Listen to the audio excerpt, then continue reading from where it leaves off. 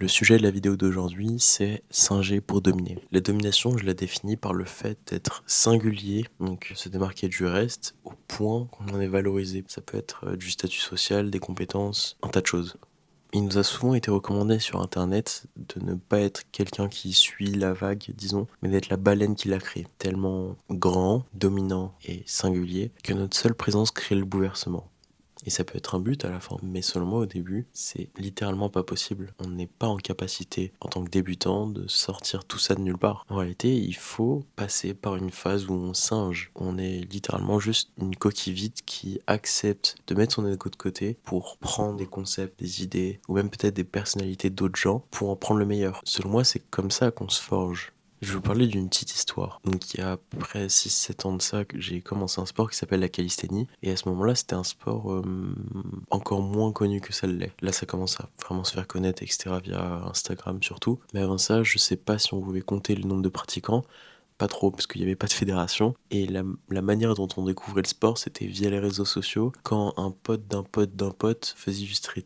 Et la particularité de ce sport, c'est que quand j'ai commencé, et encore c'est à peu près toujours le cas en vrai, il y avait certaines figures qui se dressaient comme des figures d'autorité. Les personnes qui en fait créaient la vague. C'était majoritairement des Français d'ailleurs, qui avaient un style très particulier dans leur pratique, mais aussi dans la manière dont ils montraient ça, que ce soit dans le cadrage, dans la manière dont ils éditaient les clips ou même les musiques, par-dessus toutes les musiques, j'ai oublié ça mais c'était le plus important, tout était extrêmement singulier et extrêmement dépaysant comparé à n'importe quel autre sport. La musique utilisée, c'était un style qui s'appelait la hard wave. C'est un style qui existe toujours aujourd'hui, mais que personnellement j'ai jamais vu autre part que dans ce sport. Les montages essayaient d'avoir un rendu assez futuriste, et dans le cadrage, on avait des cadrages très dynamiques et vraiment une volonté de mettre en valeur la performance en elle-même. Et ça, c'est quelque chose qui va être copié par des milliers et des milliers et des milliers de gens derrière ça. C'était juste quelques mecs qui faisaient ça au début entre eux, et en fait c'est devenu la norme de ce sport. C'est devenu le 80-20. Les autres 20%, c'est des gens qui, eux, avaient un peu plus de personnalité, ou qui peut-être voulaient faire l'opposé. Et là où je veux en venir, c'est que moi,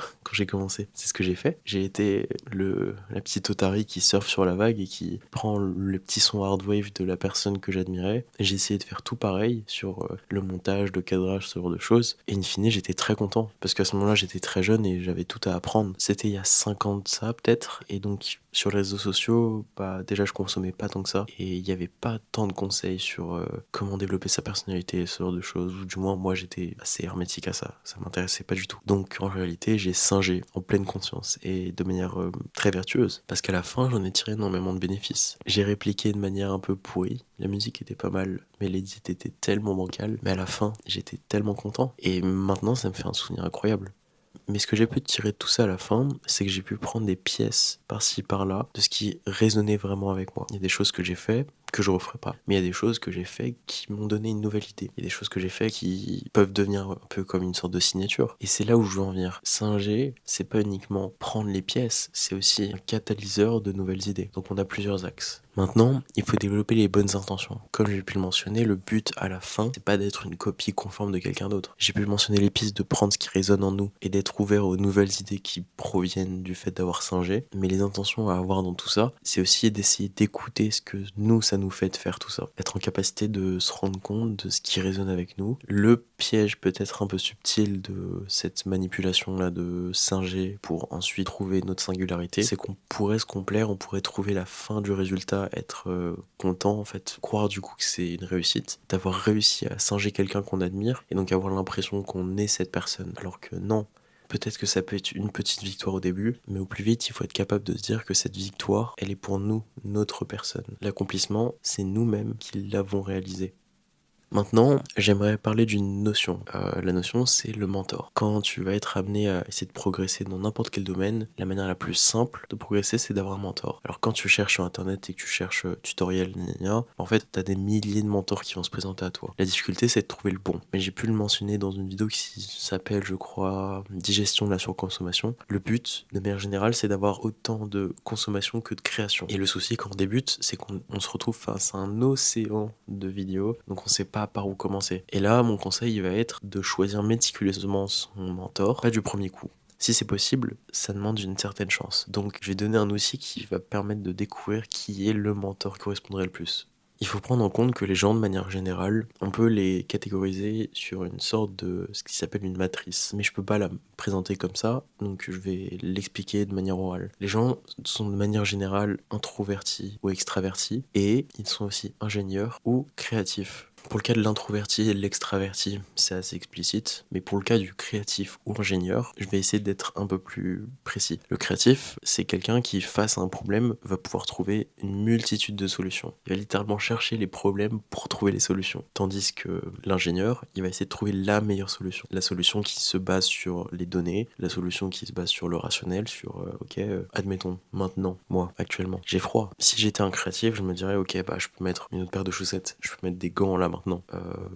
Ouais, mais en fait, c'est pas bien pour la vidéo, donc je sais pas, peut-être que je vais mettre juste un pull. Je peux prendre un thé, donc je le mettrai là, et comme ça, je pourrais l'avoir pour ma main gauche déjà. Ça, c'est trop bien, et après j'alterne.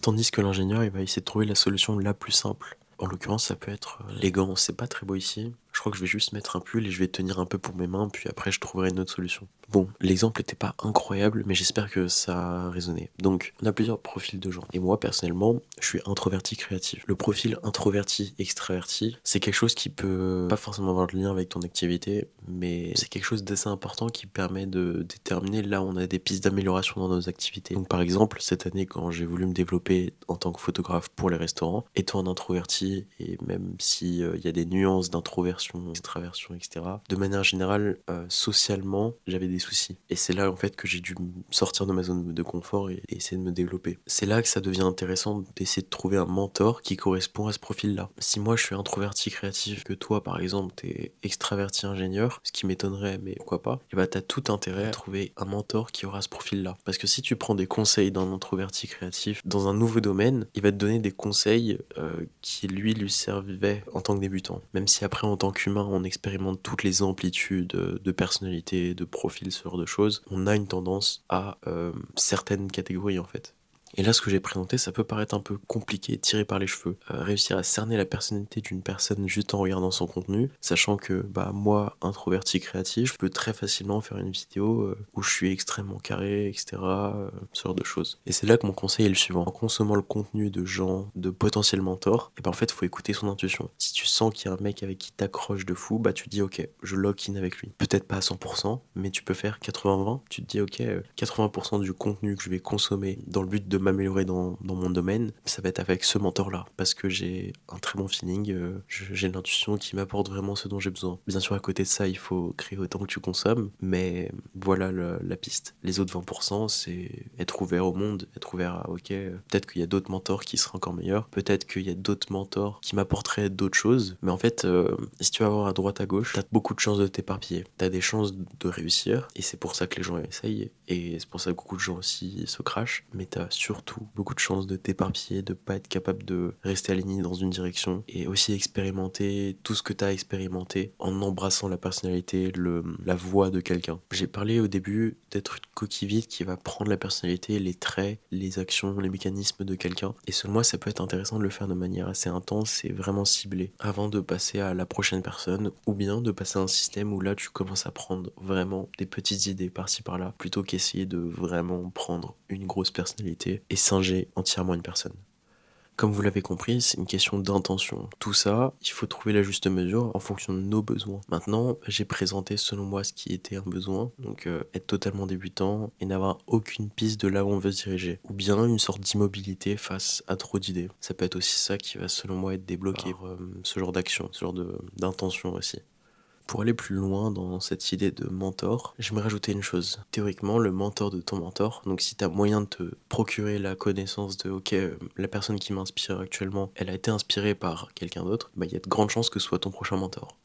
C'était une dernière petite idée. J'espère que ça t'a plu. Je te souhaite une bonne journée et salut.